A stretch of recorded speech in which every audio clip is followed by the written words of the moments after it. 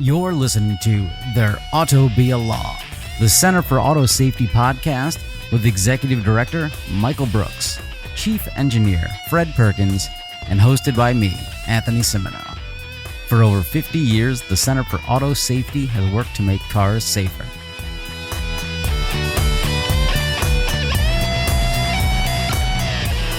Hey everybody, I'm gonna give you an update. I plan to be able to dunk a basketball in the coming months. I'm trying to time it with the launch of the Cybercab from Tesla. So as soon as that thing's out, that's when I'll be able to dunk a basketball. Yeah, I'm gonna run a marathon. Ooh, Fred, what are you gonna do when this comes out? Winning lottery ticket. Oh, And I'm gonna make a big donation to the Center for Auto Safety when I get that, by the way.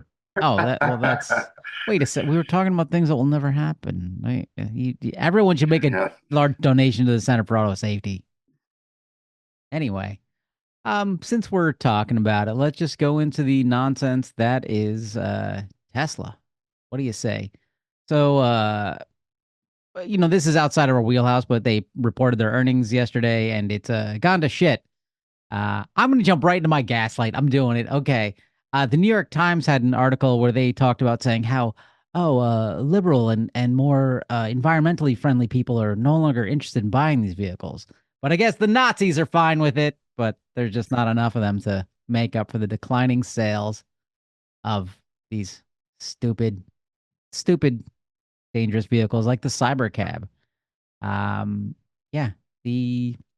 Which doesn't exist yet, right? We have no idea what that's going to be. And when Tesla is saying, Elon is saying that they're going to be deploying at a starting point, he said 10 to 20 Model Ys, I believe, in this year in July, I think, June. In Austin, Texas. In June, right? 2 months away.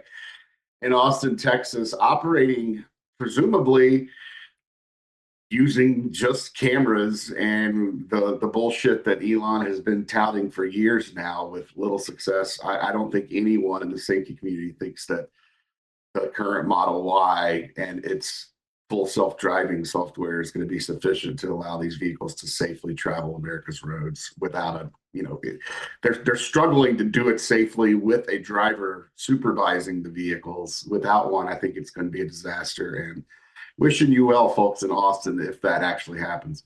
Well, what if it is actually the Cybercab on the road? Because it only has 2 seats, and if they have to put a safety driver in it, that'll be a very intimate ride. Can you?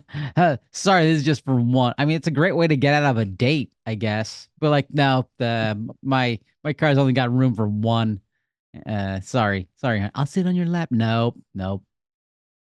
No, there was just so much, so much gaslighting going on in the earnings call yesterday that it's hard to stomach. It's hard to listen to sometimes, to think that there are actually people with brains out there that believe the stuff that's coming out of Elon Musk's mouth is sad.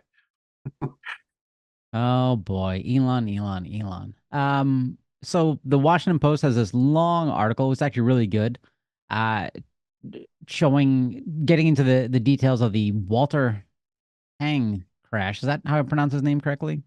It's Walter Wong. This happened a few years ago, where basically a car with autopilot on crashed, the driver unfortunately killed. And the article is titled, Musk's fury over a Tesla investigation foreshadowed his war on Washington. Dun, dun, dun. And basically it has Elon trying to bully regulators, which, maybe not the smartest move. And he goes to the point of he hangs up on them. And what he does, my big takeaway from this article, I'm going to quote now, is Musk's relationship with regulators and safety officials fully eroded during the 5 most critical years in his self-driving push.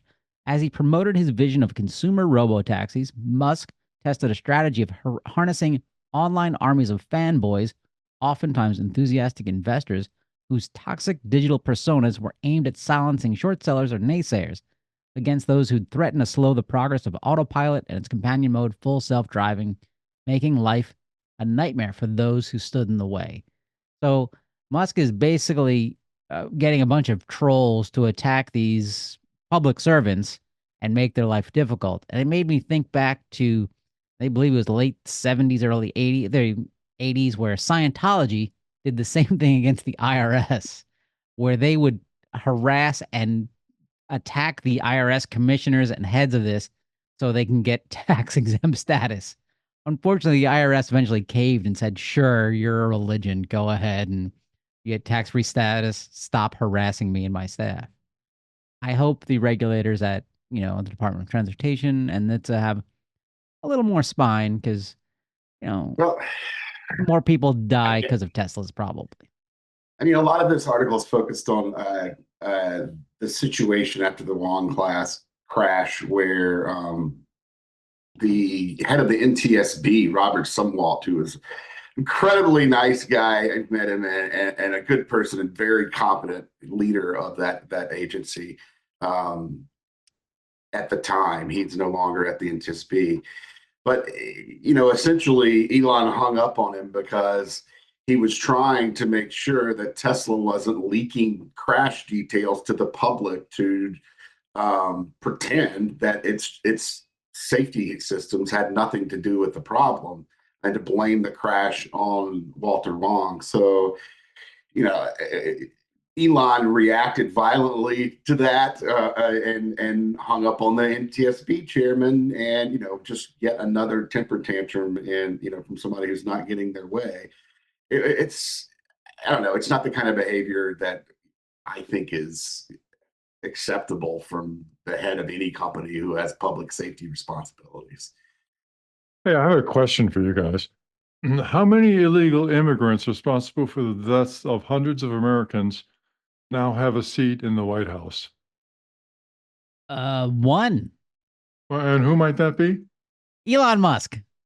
Oh, okay. Thank you. I just wanted to make sure that everybody knew about the consistency of federal policy regarding the ICE and illegal immigrants. Thank you. Well, fortunately for the government, Elon suggested also in his call yesterday that he's stepping back from Doge soon. And although he said he was going to continue to be involved, he thinks that Doge has gotten most of its work done already, which whatever work that is and whatever supposed good it did, I don't think it did much, if any, and resulted in the loss of a lot of brain power from the government that we're really going to need, especially at NHTSA in the years to come. Yeah, well, continuing with our Tesla thread, this is an article from Electric. Former Tesla engineer Christina Balan, who was fired in 2014, said in an interview that her entire team was threatened with deportation for taking her side when she brought up a brake safety issue directly to Elon Musk. Now, this is a very smart engineer, so much so that her initials are actually etched on the battery pack of the Model S. And that's impressive. And at some point, Elon said, hey, if there's any problems and whatnot, you can come to me and tell me what's going on. So this very smart engineer said, hey, here's an issue. And then Elon said, you're fired. And it reminded me of when I worked at Apple, there was a point where Steve Jobs said, hey, if there's any problems, you can come directly to me. And the guy across the hall from me did that. And well, he was fired. So don't believe sociopaths. Well, I mean, that's what happened here. She had a meeting set up with him, and she showed up, and he wasn't there. It was just some big guys, and they fired her and made her leave the building. Yeah, so, and this issue she was bringing up was I watched an interview with her, and they were saying that it was more dangerous than the Toyota recall, which was around the floor safety the floor mats getting caught on blocking the brake pedal, right? Yep. So it's not like a difficult fix. It's not like, oh my God, we have to tear down the entire vehicle and redo everything. We need a different floor mat design, right? And that's essentially what Toyota did. It's like safety cover-up 101. Like, what are you doing here? I mean, you've got a pretty clear safety issue that could be addressed by what appears to be a fairly inexpensive recall, and you're flipping out and firing the people that are the messenger, essentially, when they report it. That's kind of the opposite of what some companies, I think Ford or GM, have stand up for safety type programs, where you're very much encouraged to bring any problem you see to the attention of the executive suite. And, when you fire people who are bringing those problems forth, you're pretty much stifling any chance that a program like that's ever going to work. Right. So, Fred, I'm going to ask you a question. Now, Michael pointed out that that Ford and General Motors and other companies have that stand up for safety. If they see a problem on the line, they can be like, "Hey, there's a problem here," and get it fixed. Whereas Tesla, they claim that, but Tesla, you can get fired. Ford and GM people don't get fired. What's the difference? I'm not sure. The chain of command is very important to a lot of these organizations. In my own experience, in the government, I brought up some safety issues that had not been vetted by the engineering staff and the people in charge of engineering that were significant. And when I brought them up, the management was kind of embarrassed by that. We had a design review where everybody sits around and offers their comment. So following my comment, which embarrassed the leadership of the engineering group, they restructured the design reviews so that, number one, there was a dictate that engineering was the only source of any future technical comments. I was not in engineering, I was in the safety group. And B, that only people who were invited could make a comment in future design reviews. So it's a very similar response to what we're seeing at Musk and other organizations. So if the chain of command is in fact so important, a lot of people are going to fall by the wayside who would otherwise provide valuable information. But Fred, isn't it true that they also lowered the height of the doorways so you couldn't actually even enter the meeting rooms? Funny, I hadn't really thought of that, but I did bump my head a lot. Well, I was looking for the correct answer being unions. The the people on the floor at Ford and GM and whatnot, they're members of unions. So they're not going to get fired. They can't get fired for saying, "Hey, this is dangerous." But that's just my guess.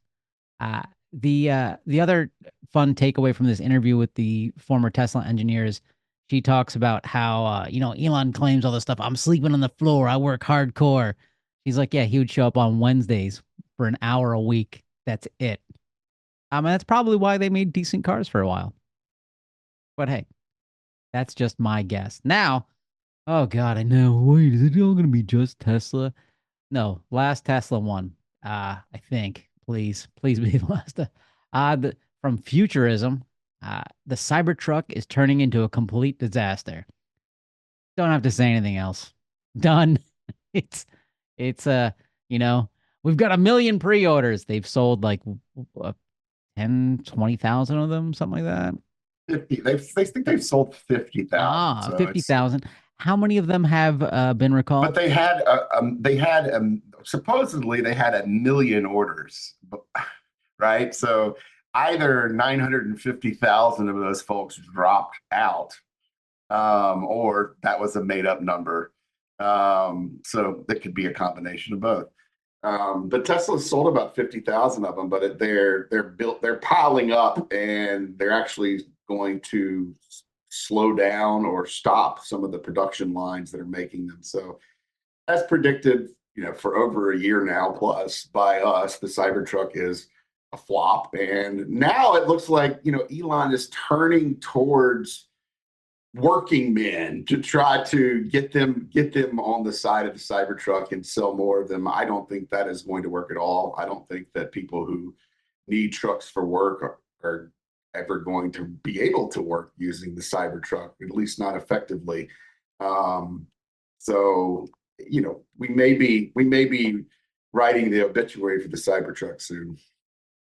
But they have some problems associated with the tariffs now, because remember, we talked before about the defective rearview mirrors, where every time somebody looked in the mirror, they would see a person laughing at the truck.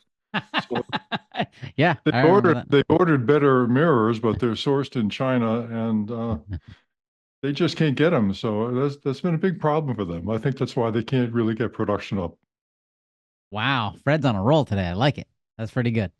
All right. So, Michael, you talked about yeah, now the Cybertruck they're trying to advertise it to the working man, and so what Tesla's done is now they're gaslighting Ford because they're basically taking Ford's advertising imagery and saying, "Hey, let's just put a Cybertruck in place of an F-150." And I wish we can link to this one, but apparently we can't. Where they have a showing a picture of a Ford F-150 pulling an Airstream trailer, and then a Cybertruck pulling an Airstream trailer. But the funny thing is, the Airstream trailer that the Cybertruck's pulling is like half the size of the one the F-150 is pulling. So like they're stealing the exact imagery and motifs from the F-150 ad campaigns, but then everything else they have it doing work related, quote unquote, is just smaller. It makes it look like a dinky little toy. It's hilarious. I don't know who my gaslight is now. It's Tesla, it's Elon, it's the New York Times, it's Yeah, I think we can just everybody. wrap all this up in a bow and give all of our gaslight. All for right, this week Michael, to go Elon, for it. right? And in doing that, we've already talked about most of the gaslighting that he's done this week. I mean, essentially, I think my biggest concern about all this Doge, his government involvement, everything included, is that they're planning on putting Tesla vehicles running the current Tesla supervised full self-driving. Essentially, they're just going to flip a switch, make that unsupervised, and ask people in Austin to get in the car.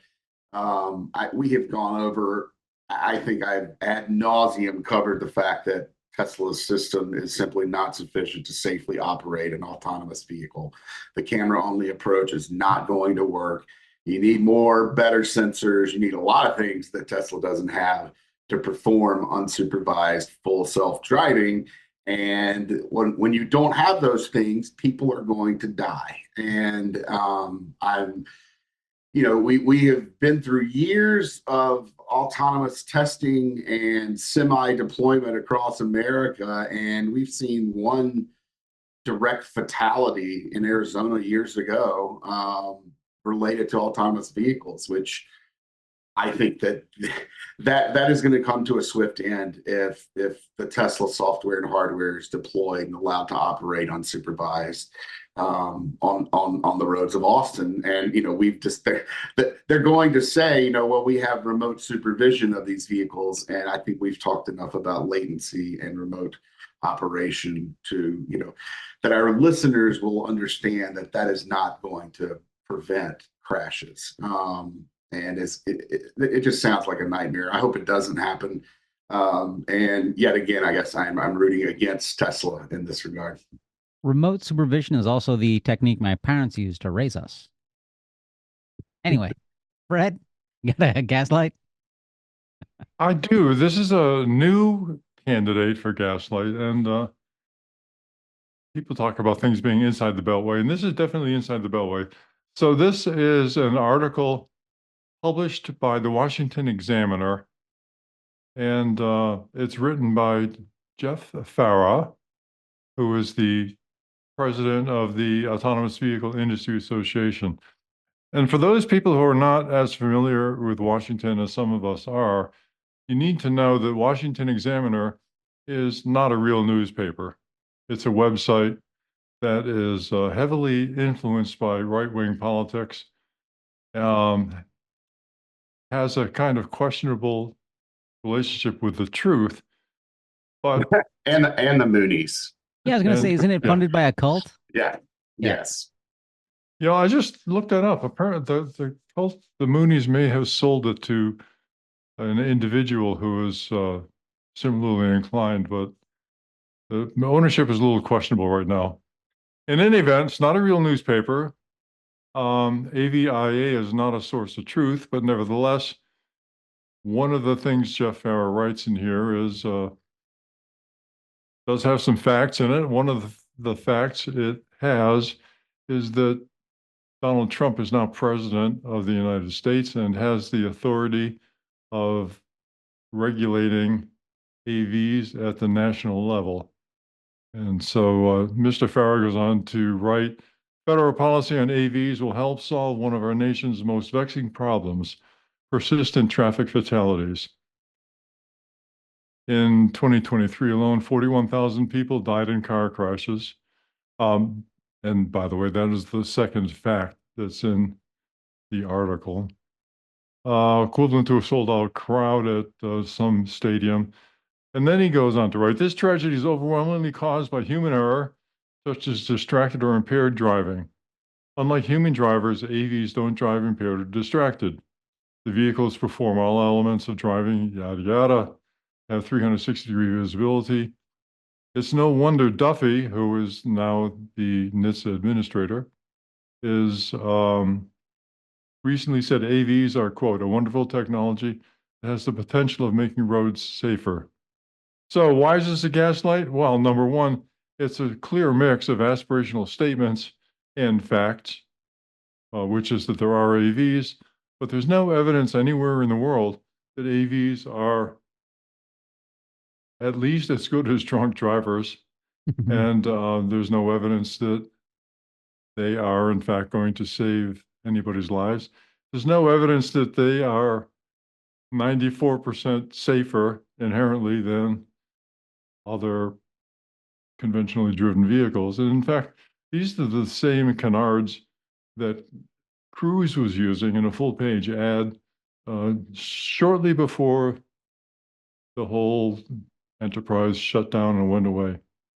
So I'm giving my Gaslight Award to the Washington Examiner for uncritically publishing, at best, questionably correct information as a regular source of news. Excellent. Now, Fred, how did you come across the Washington Examiner? Like, were you unwrapping a piece of fish and that was the newspaper it was wrapped in? It was virtual fish because it was a virtual Oh, paper.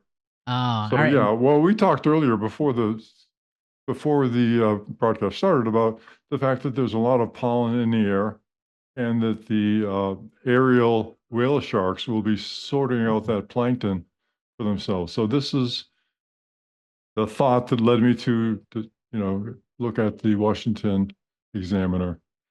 Source Excellent. of, I thought, virtual whale sharks directly lead to virtual information.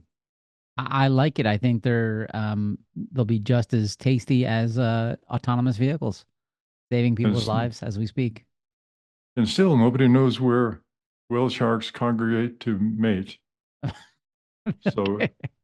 it's equally true that, whale sharks in the ocean are as mythical as whale sharks in the air. And that brings us to Fred Perkins' other podcast, Whale Sharks. Where do they come from? And why? Uh, but while you're searching for that on the internet, take a stop over at autosafety.org, click on donate. Thank you. Let's do an update from our friends in Canada. Let's do a Canada update. So, Canada, still an independent nation. That's all we have to say. There's an article from driving.ca talking about how Canada needs to step up now with their vehicle safety standards. Canada, as I believe our previous guest, George Iney, pointed out, they kind of they've been following essentially what NHTSA does for years and kind of piggybacking on it, but making some adjustments. So, for example, they didn't have the Hyundai Kia car theft thing because they said, hey, oh, you got to sell these cars. They need to have an immobilizer. But now with the gutting of NHTSA, they're like, hey, we got to come up with our own regulations and make things safer.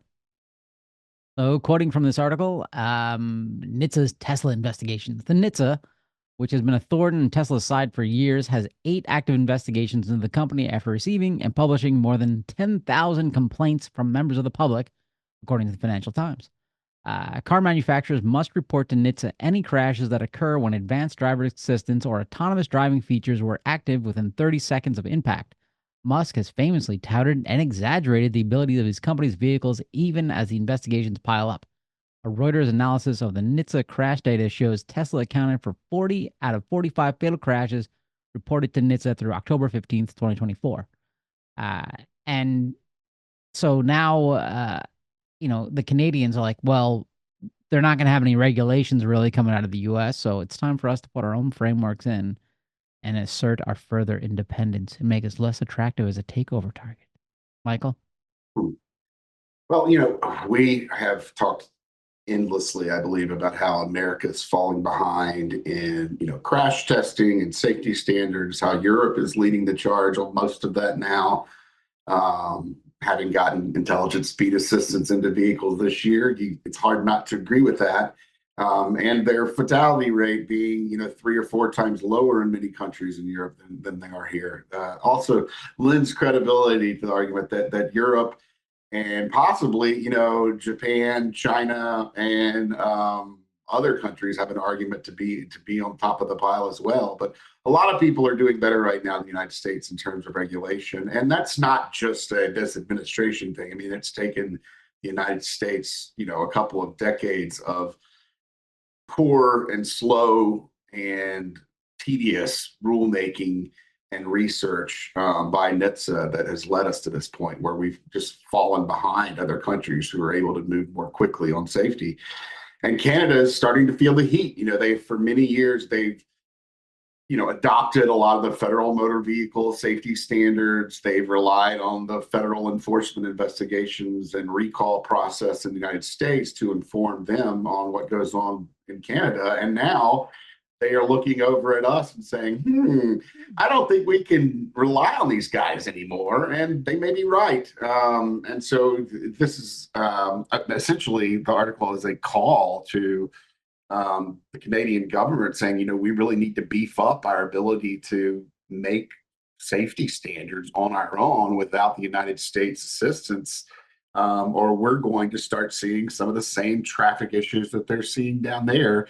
And, obviously seeing our government in the hands of anti-regulationists like Donald Trump, Elon Musk, and all the other folks who are on top of the pile right now makes them even more scared about their future and about their safety. So it is a great article, and I couldn't agree with it more. It's from Lorraine Summerfield, who I believe writes a regular column in Canada. Okay, a note on Canada, by the way. I recently drove through Canada on my way to Detroit, and certainly American standards seem to prevail. I also noted that the behavior of young men with bill hats driving pickup trucks is very similar to that of American citizens. A lot of a lot of people running at 20 miles an hour above the speed limit, zooming in and out of traffic, and always with the bill hats tipped down so that it gives them a very narrow field of view. Not my favorite people to drive around, but it is an international standard apparently that's been adopted by the Canadians. Young men are dumb everywhere. Shocker. In my experience, yes, that's true. So some old men too. Hey, wait a second. So we were talking about how Canada's got to work on their safety regulations and really step up. But now it looks like the U.S. is negotiating some tariff nonsense with Japan. And part of it is the U.S. saying, well, Japan, your safety requirements a little too high for our vehicle. So make your cars less safe and we'll work out some deal with tariffs. This is from an article we're linking to in MSN.com. Quoting, U.S. car makers have long complained about perceived non-tariff barriers blocking access to Japan's market, including stringent safety standards. A report by the U.S. Trade Representative last month cited Japan's non-acceptance of U.S. safety standard certification as providing an equal level of protection as its own standards, unique testing protocols, and obstacles to establishing distribution and service networks. So in the U.S., just to remind people, vehicles are self-certified. That means I'm car manufacturer X, and I say, yep, I'm good. No testing. I don't have to hand in any reports. I don't have to do anything. It's safe. If you catch me on something like that, I'm like, I'll recall, but I'm safe. I don't have to do anything. Am I on the money there, Mike? Yeah, you're about as close as you can get. I mean, there are no real checks. Occasionally something might turn up and it's a crash testing with NCAP and they'll notice a non-compliance and pursue it. Sometimes they have compliance testing when that they try to figure out if there's a problem, but all of that's after the fact. The vehicles are already on the road road being sold because they've been certified as safe by the manufacturer. Excellent. So Japan, I assume they don't take this cowboy cavalier attitude and they're like, yeah, no, you gotta test and you gotta show us some results and some real data here. Is that what's going on? I mean, there's just a lot more. There's a couple of other things. I think that we're very different in the terms of the layout of our country, right? Japan has a lot of people in a very small space. We've got a lot of people, but if they're in a very large place, we get a lot more rural areas. I think there's a lot more focus on pedestrian and urban driving in Japan. The cars are like a lot of places on earth. The cars are inevitably going to be a lot smaller than a lot of the cars we're driving in the United States. So there's a huge number of differences. And, the United States vehicle manufacturers have never really been a big presence in Japan. So to expect to change that by lowering the safety standards in Japan, obviously seems like a silly idea to us as cheerleaders for safety. Essentially they're saying, hey, Japan, we want you to lower your safety standards and let us send more cars into your country so that your domestic manufacturers are going to lose money on the deal. I don't understand what Japan has to gain here other than the approval of a madman who is president of the United States. I don't know. It just seems like a no-win situation, and it doesn't seem like you're really negotiating anything. I think Japan's better off allowing, they also mentioned that they were going to change they're going to allow more American rice into the country. That's probably a better deal than lowering the vehicle safety standards over there. All right, what could possibly go wrong with requiring other countries to reduce their safety standards in order to accept American vehicles? This would probably spread to Europe too, because, there are a lot of details like inclusion of first aid kits in European cars before they're sold. That, that should never happen. People should never have a first aid kit in their car, right? No, this podcast sponsored by Boeing. Boeing, we self-certify our jets. Oh, sorry. What? They do not. No, I know. I'm sorry. I had a first aid kit that came in, I think the Volkswagen I bought in 2003, but I don't think they kept putting them in vehicles after that. My next two did not have a first aid kit, but that's interesting. I never thought that it was because there was an actual safety standard in another country requiring them to do that. I just thought it was a little cool add-on they threw in the car. Do U.S. manufacturers even make cars for the Japanese market? Because we just make giant, massive cars. And I've been to Tokyo, and you don't have spaces for a Ford Escalade or Cadillac Escalade, some Escalade. I don't know that there's such. I don't know if there's Japanese citizens who are importing the vehicles, kind of like in the United States, you can get special imports and work your way around safety standards. But I'm not aware of the United States manufacturers that are clicking all the boxes and going through the certification process over in Japan. It just doesn't seem like a very lucrative thing for them to do, particularly given the distances involved and the shipments. Although there seems to be a much higher level of European luxury vehicles that are imported into Japan. American brands don't have kind of the luxury cachet, other than maybe what Cadillac or, they don't really have what Europe has going in that regard. So it looks like most of Europe does a little better in Japan than the United States as far as vehicle exports, but not significantly. I think most vehicles in Japan are probably manufactured in Japan, maybe China, maybe some Hyundai vehicles as well. So we got to give you an update on Canada. Let's give you an update on New York. So we talked in the past about, I think it was last week, we talked about speeding and automated speed cameras in New York. And there's a great report at transalt.org we're going to link to that lists the top 10 super speeders and the locations where they most often terrorize New Yorkers. Now, this is an insane list. I didn't make it, thank God.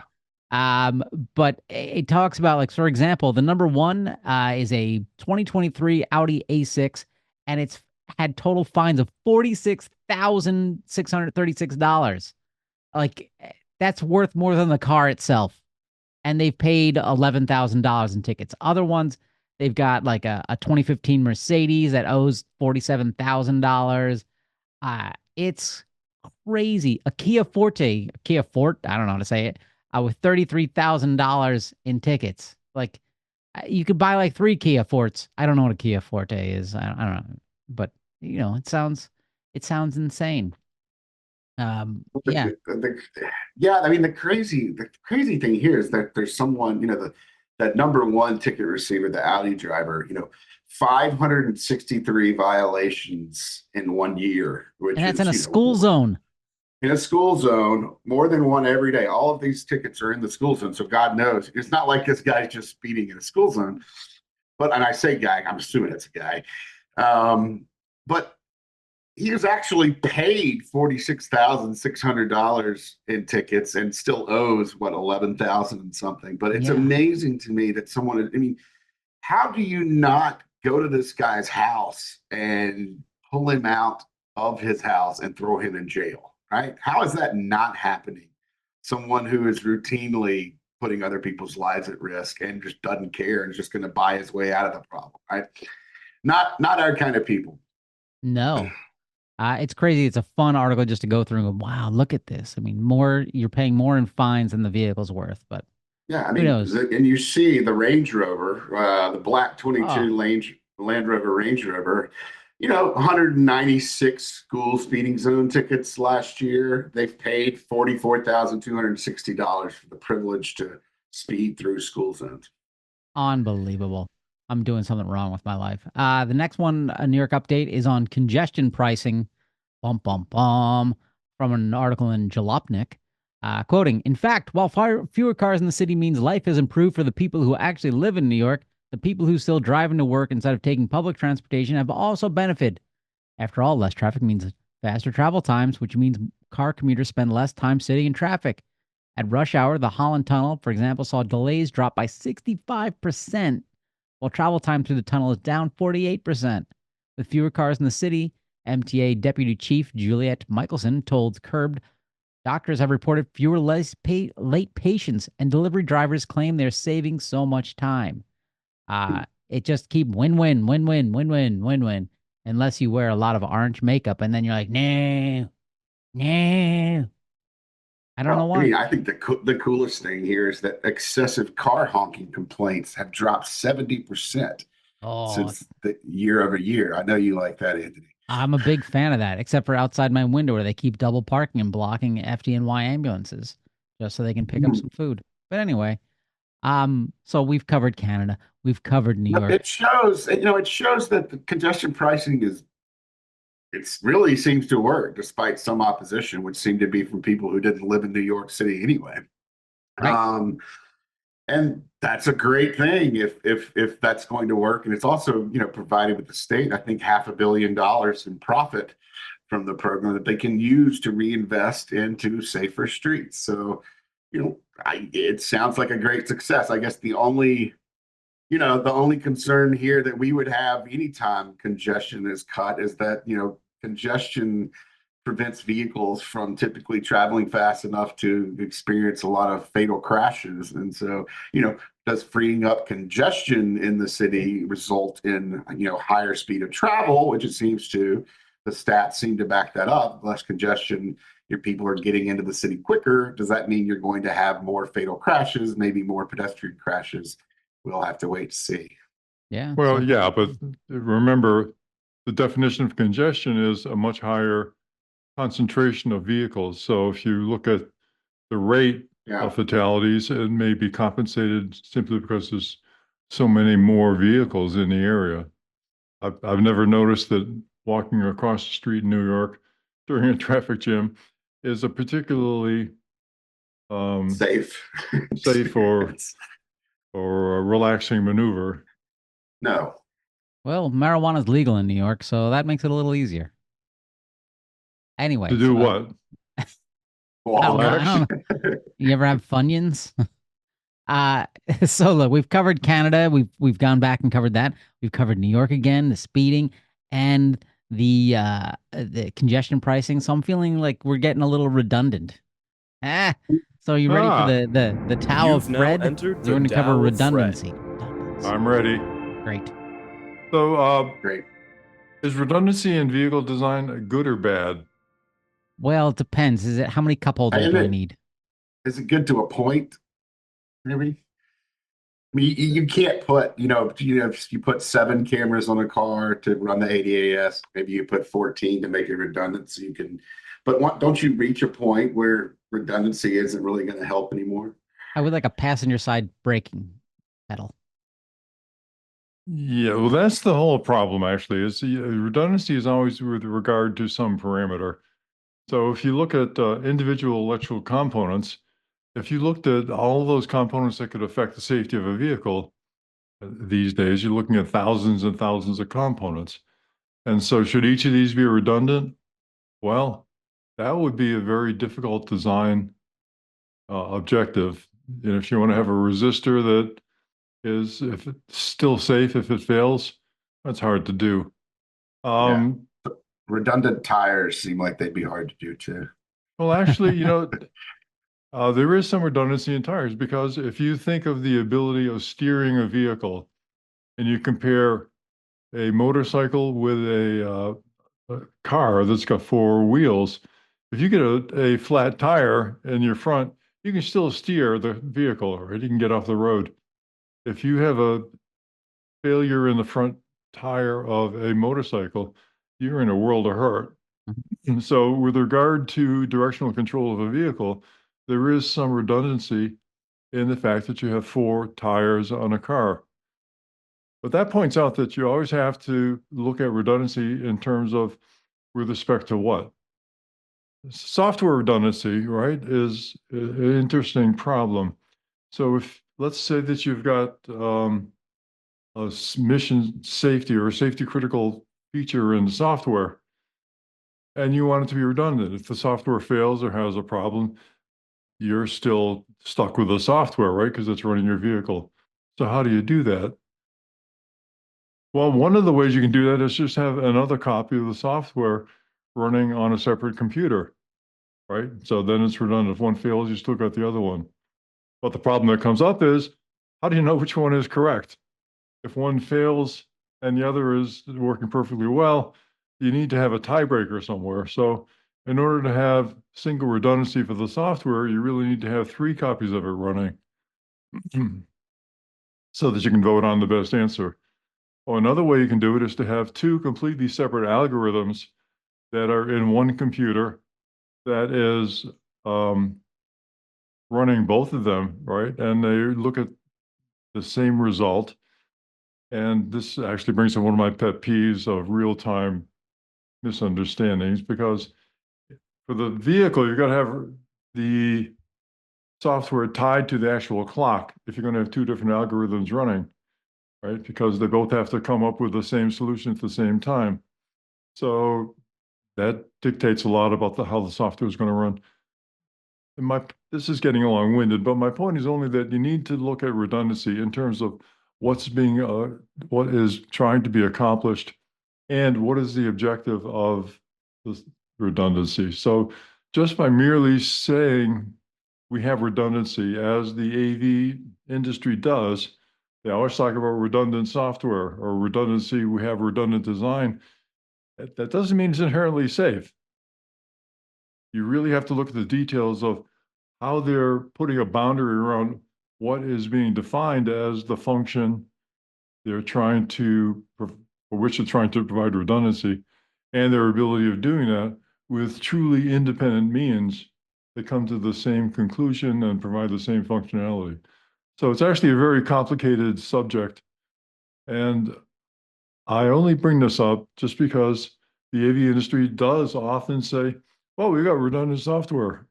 Everything, excuse me, everything's fine. What can possibly go wrong?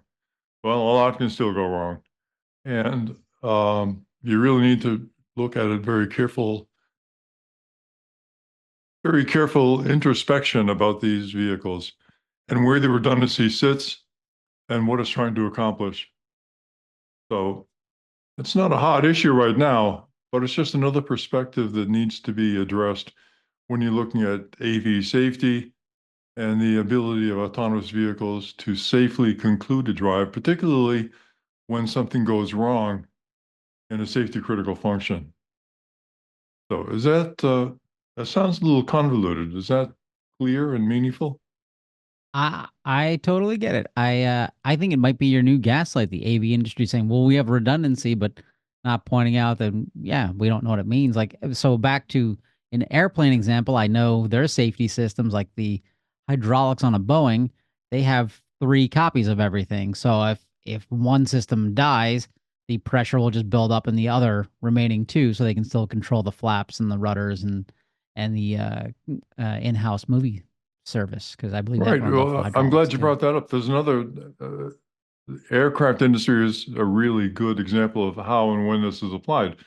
Because you've flown in an airplane, right? Oh yeah. And it has 2 wings, one on the left and one on the right. Oh, I was only on the left side, so I don't know. Oh, that's the liberal airplane. But you know, if you lose one wing, you're in a world of hurt. So you could say, well, what we really need to do is we need to have a redundant set of wings or a biplane, right? And somebody could say that's the only way to go that it would be safe. So it brings up that brings up the whole discussion of whether an individual component or function is sufficiently reliable that there's no real advantage in redundancy, right? So one really well-built wing is probably better than 2 really poorly built wings. And you've also got restrictions on what the aircraft can do. This is why the aircraft are certified so carefully and why they put so much design and effort into it, and why the government has a program for supervising the design and performance of the vehicles, because you cannot have completely redundant features in an airplane or it wouldn't be able to fly, right? You can't have 2 fuselages, you can't have 2 sets of wings, you can't double up on everything. So instead, they make sure that the systems in place, which are unitary, are sufficiently reliable. Companies will not do this themselves because they don't have a definition of what is sufficiently reliable. That's something that's imposed by the government or public standards. And this feeds back into why AVs have such a problem with the safety. They declare over and over again that everything is safe, but they never say why or never provide the details of how they're accomplishing that safety objective. That's a Agreed. real conversation stopper. Again, bring this up at your next cocktail party if you want to be alone. No, I don't. If you want to have lots of friends, go to autosafety.org and click on donate. And now we're going to run into recalls because we're running low on time because Michael has to make a run, but he's going to drive safely in his commute. So recalls, starting off with Volkswagen, 5,637 vehicles. The 2025 Volkswagen ID Buzz, the brand new car. It has a non-compliance with FMVSS 135 that requires either the common word brake or other prescribed specific icons described in FMVSS 101. Wait, so they, huh? So they're not using a brake icon or the word brake or when you put on a brake? I'm so confused. I don't think it's not when you're braking, it's when you have like a brake system malfunction. So your brakes aren't working right or they failed. There are certain situations in which FMVSS 135 and 101, which controls your instrument panel, requires a telltale to pop up saying, hey, your brakes are screwy. You need to know about this, right? And that's really it. I think it just doesn't happen. I think what it is they've got like a bad icon or whatever the icon is that's on the Buzz IDs or ID Buzz screen is not appropriate. It's got to be, this is similar to one of the Tesla recalls where the height of the font wasn't high enough. Right. In this case, it's supposed to be 3.2 millimeters or higher, and it doesn't match that. So I don't think they I don't know what data container software is, but apparently that's what you're going to be getting as an owner. You'll hear about this recall from VW sometime around the start of June. But it's going to correct the coding in your vehicle so that the telltale signs are 3.2 millimeters or greater. Mm. And this is for their new ID Buzz that is like they're trying to be their van again, but it looks like a minivan to me. But hey, that's just my opinion, man. Next up, Ford, 24,655 vehicles, the 2025 Ford Explorer. Oh boy, damaged park system may reduce the ability of the transmission park feature to hold the vehicle if the electronic parking brake is not applied. That's not great. Yeah, it's some software issue here, and oh, you'll be notified by mail at some point. Yeah, and this is another this is the powertrain control module for the vehicle is resetting while you're driving. And so that can do a lot of problems. It can damage your transmission and other parts of your park system. If you're moving at the time, I think they say here if you're moving at speeds greater than 10 miles per hour, and this happens, there's a good chance that you're going to have a damaged park system, transmission system, and also you can lose acceleration. You can lose motive power. If you get, in the event of 8 consecutive resets in the span of 18 seconds, you can lose motive power according to the recall submission. So this doesn't sound very safe at all. It looks like what Ford is going to do is notify folks later next month, and there's going to be possible they're going to change your software, but also they're going to go in and look at your transmission to make sure your park system hasn't been damaged by previous resets.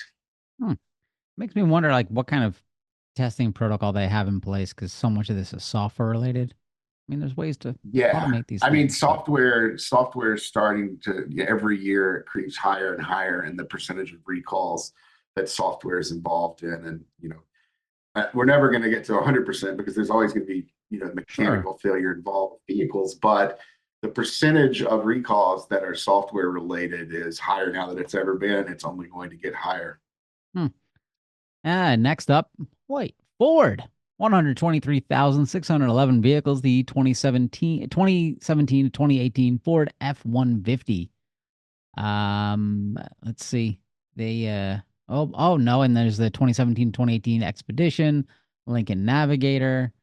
A substantial loss of brake fluid can reduce brake function to the front wheels. Thank God they have redundant brakes. They got brakes in back, right? They got redundant brake. Yeah, I thought Fred gives a thumbs up here. If the brake fluid in the reservoir is depleted to a predetermined level, the driver will receive an audible chime, a message center alert, a coupon for brake fluid, and a red brake warning indicator in the instrument cluster. Oh boy. Okay, they're not getting a coupon. But they Yeah, could. this is something that's bothered some Ford owners for quite some time now. They are going to be basically you're driving and you can lose your brake fluid, which means you're losing brake function to your front wheels. That's a huge problem. I think that they're going to be replacing your some of the actual parts here. This is not a recall. You're going to have your master cylinder replaced. And if the master cylinder is found to have been leaking, they're also going to replace your brake booster for free. So it looks like you're going to hear about that really soon for owners of these vehicles starting later in April, in about 5 days. All right, we have one recall left. The company is Chrysler. There's 48,494 vehicles. Fred, what do you think went wrong with these vehicles? It's been a minute, so recall Chrysler. I don't know, Anthony, but I think you probably do. Rear view camera. Come on. 2023, 2025 Alfa Romeo Tonale. Whatever. 2023, 2025 Dodge Hornet. Wait, an Alfa Romeo Tonale. Yeah, work that out. Work that out in your head. Yeah, right? I can't really work that one out. Did you know that your Alfa Romeo has got the same system as a Dodge Hornet? Yeah, then you're like, wait, someone's getting ripped off here. Yeah, that's kind of funny. So a rear view image that does not display reduces the driver. So wait, So their rear view camera, blah blah blah, rear view camera, blah blah blah, rear view camera. Yeah. Right. This is yet another rear view camera problem. This one is a cold soldering issue. So it's not what I think the typical one we see is software related, some problem with that. But here there's a cold soldering error on a voltage regulator, or a software defect within a microprocessor. But I think they're going to be getting a new printed circuit board layout and a software update. But for some older vehicles, they're only going to need a software update because they already have a new printed circuit board. Maybe somebody knew about this problem before now. It all seems very suspicious. It does. June 4th is when owners will be hearing about that. Make sure to ask them when you go in, why did they start giving people new printed circuit boards in December 6, 2023, but it took them a year and a half to perform this recall? I want to know. They won't know the answer, but it's worth asking. I don't know what. Is it a solder issue or is it a software issue? Yeah, what's going on here? Yeah, you put solder in my software. And with that, unless anyone has any final departing words. No, I've dispensed all the wisdom I've got available right now. Well, that's excellent. We've appreciated it greatly. Next week, we're going to talk about Subaru and airbags on the outside of their cars because it's so cool. But till then, thanks for everybody for listening. Bye. Thanks, everybody. Thank you. Bye-bye. For more information, visit www.autosafety.org.